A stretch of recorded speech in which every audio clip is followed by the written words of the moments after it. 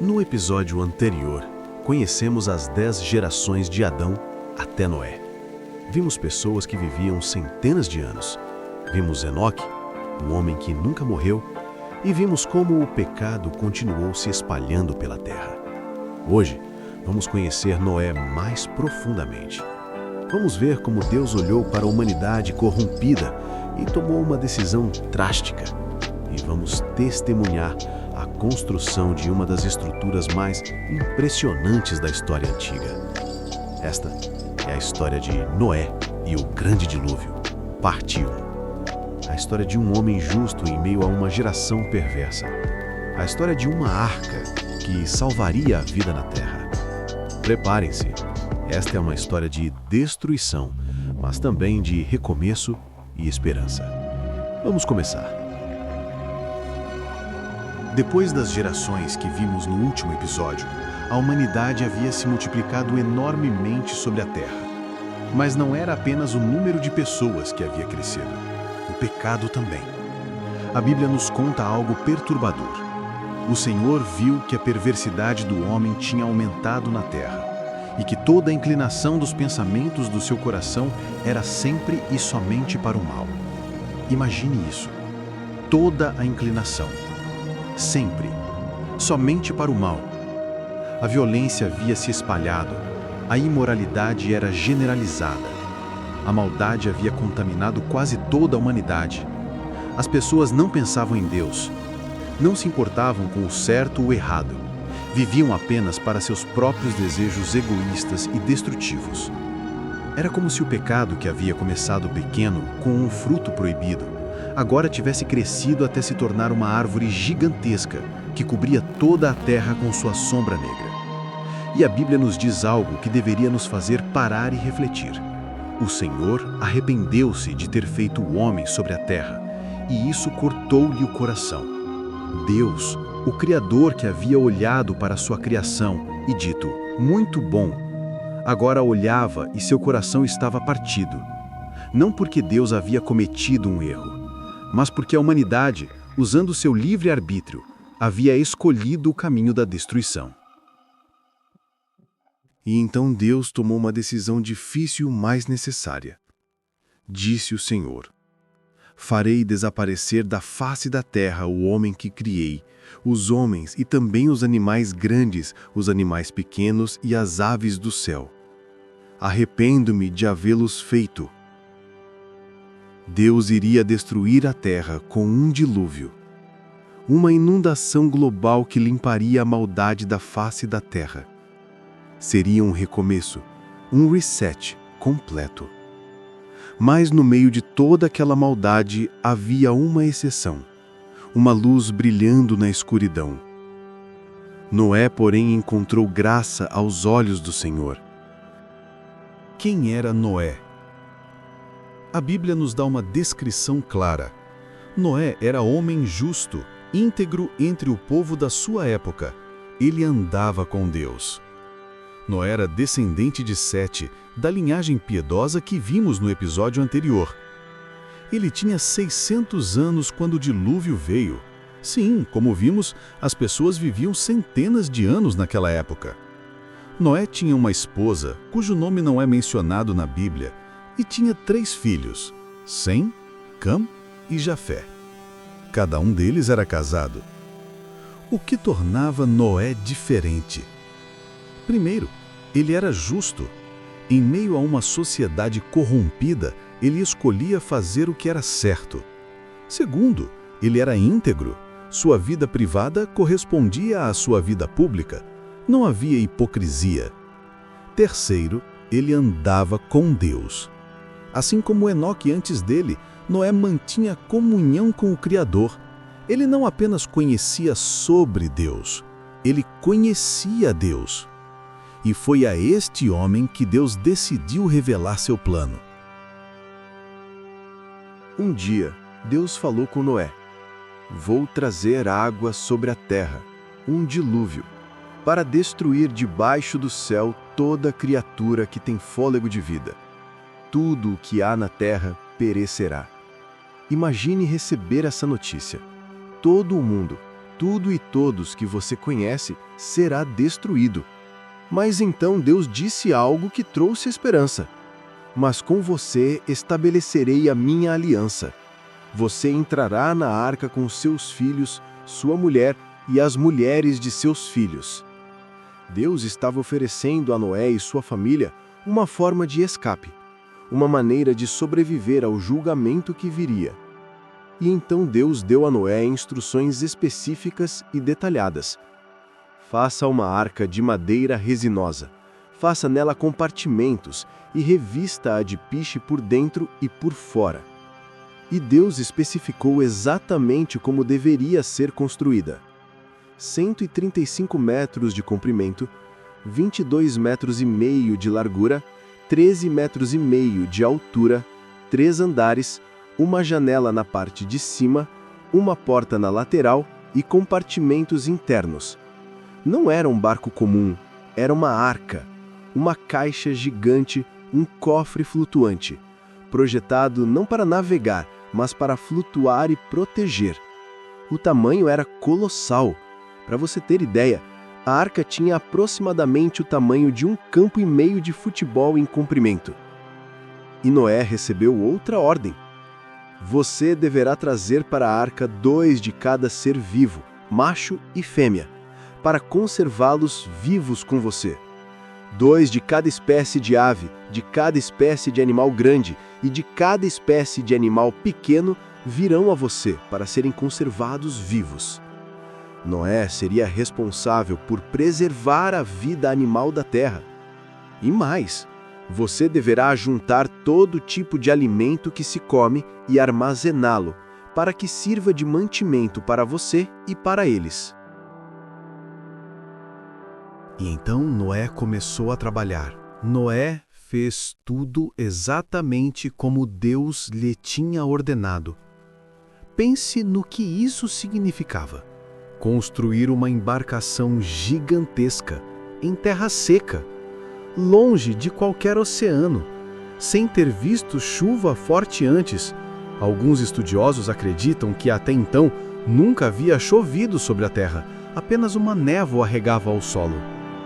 E ele estava fazendo isso porque Deus disse que viria uma inundação global, algo que ninguém jamais havia visto ou sequer imaginado. As pessoas ao redor devem ter zombado de Noé, devem ter rido, devem ter pensado que ele estava louco. Por que você está construindo um barco gigante no meio do deserto, velho? Mas Noé não se importou com as zombarias. Ele continuou trabalhando, dia após dia, ano após ano. A Bíblia não nos diz exatamente quanto tempo levou, mas muitos estudiosos estimam que podem ter sido entre 50 e 120 anos de construção. Imagine a perseverança necessária, a fé necessária, a obediência necessária. Enquanto isso, Noé também pregava. O apóstolo Pedro o chama de pregador da justiça. Noé alertava as pessoas, dizia a elas sobre o julgamento que viria, oferecia-lhes a chance de se arrependerem. Mas ninguém escutou, ninguém acreditou, ninguém mudou. E finalmente, depois de décadas de trabalho árduo, a arca estava pronta. Uma estrutura imensa, coberta de piche dentro e fora, à prova d'água, com 3 andares cheios de compartimentos, com provisões armazenadas, com espaço para milhares de animais. Tudo estava preparado. E então Deus disse a Noé: entre na arca, você e toda a sua família. E então aconteceu algo extraordinário. Os animais começaram a vir. A Bíblia nos conta que Deus trouxe os animais até Noé. Não foi Noé quem teve que sair caçando e capturando. Deus, de forma sobrenatural, guiou os animais até a arca. Imagine a cena. Leões caminhando pacificamente ao lado de cordeiros. Lobos ao lado de ovelhas. Predadores e presas, todos marchando juntos em direção à arca. 2 a 2 eles vinham, macho e fêmea, de cada espécie. Alguns animais limpos, próprios para sacrifício, vieram em grupos de 7. Aves de todas as cores e tamanhos. Animais terrestres, grandes e pequenos. Répteis, insetos. Cada criatura que se movia sobre a terra. Era como se toda a criação animal reconhecesse que algo grande estava prestes a acontecer. Como se instintivamente soubessem que precisavam buscar refúgio. As pessoas que ainda zombavam de Noé devem ter ficado impressionadas, talvez até um pouco assustadas, mas ainda assim não entraram na arca. E Noé, sua esposa, seus 3 filhos, Sem, Cã e Jafé, e as esposas de seus filhos entraram na arca. 8 pessoas no total, apenas 8 seres humanos justos em toda a terra. Eles entraram e começaram a organizar os animais em seus compartimentos, a alimentá-los, a cuidar deles. E então, algo ainda mais extraordinário aconteceu. Então o Senhor fechou a porta. Noé não fechou a porta, seus filhos não fecharam. A porta foi fechada por Deus. Este é um detalhe crucial. Significava que, primeiro, estava selado, protegido, seguro por dentro. Segundo, a oportunidade havia terminado. O tempo da graça havia se esgotado. Não haveria mais chance de entrar. Aquelas pessoas que haviam zombado, que haviam rido, que haviam rejeitado os avisos de Noé por décadas. Agora era tarde demais. A porta estava fechada. E lá dentro da arca, Noé e sua família esperavam. Os animais estavam todos em seus lugares. As provisões estavam armazenadas. Tudo estava pronto. Mas ainda não havia chovido. Ainda não havia sinais visíveis do dilúvio prometido. Quanto tempo eles esperaram? A Bíblia nos diz 7 dias. 7 dias dentro da arca, com todos aqueles animais, esperando que algo acontecesse. Imagine a tensão. Imagine as dúvidas que poderiam ter surgido. Imagine as pessoas do lado de fora, talvez ainda zombando. Onde está seu dilúvio, Noé? Mas Noé esperou. Ele havia obedecido a Deus até aqui. Ele confiaria até o fim. E no 7º dia,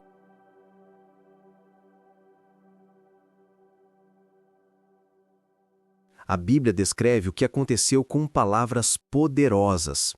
Naquele mesmo dia, romperam-se todas as fontes das grandes profundezas e as comportas do céu se abriram.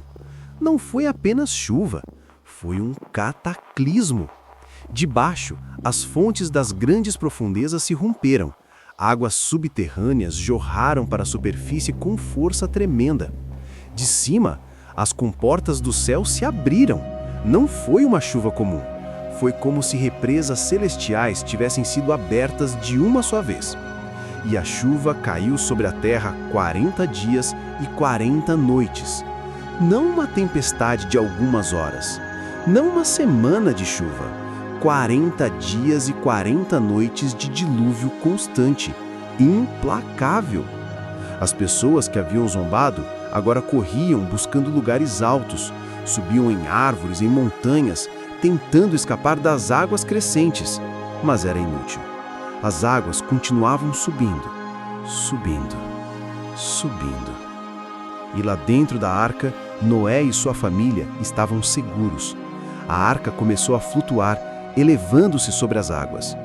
Do lado de fora, destruição, caos, o fim de um mundo.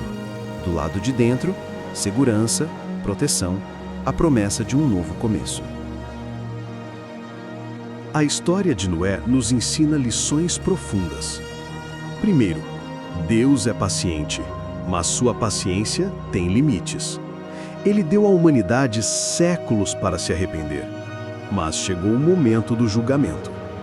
Segundo, a obediência a Deus, mesmo quando não faz sentido para os outros, é sempre a escolha certa. Noé construiu uma arca onde nunca havia chovido. Ele confiou em Deus contra toda a lógica humana. Terceiro, é possível ser justo mesmo em meio a uma geração perversa. Noé não foi contaminado pela sociedade ao seu redor. Quarto, Deus sempre preserva um remanescente. Mesmo no meio do julgamento mais severo, Deus providenciou salvação para aqueles que o buscavam. Mas a história não termina aqui. O dilúvio durou muito mais que 40 dias. As águas cobriram a terra por meses. Como foi a vida dentro da arca? Quando as águas baixaram, o que Noé encontrou quando finalmente saiu? E qual foi a promessa que Deus fez que nunca mais se repetiria? Todas essas respostas virão no próximo episódio. No próximo vídeo, veremos a segunda parte desta história épica, o fim do dilúvio, a saída da arca, o sacrifício de Noé e uma das promessas mais lindas e coloridas de toda a Bíblia. Se você está acompanhando esta jornada pela história da Bíblia, deixe o seu like, compartilhe com alguém e inscreva-se no canal. Nos vemos na parte 2 do Dilúvio de Noé. Que Deus abençoe você!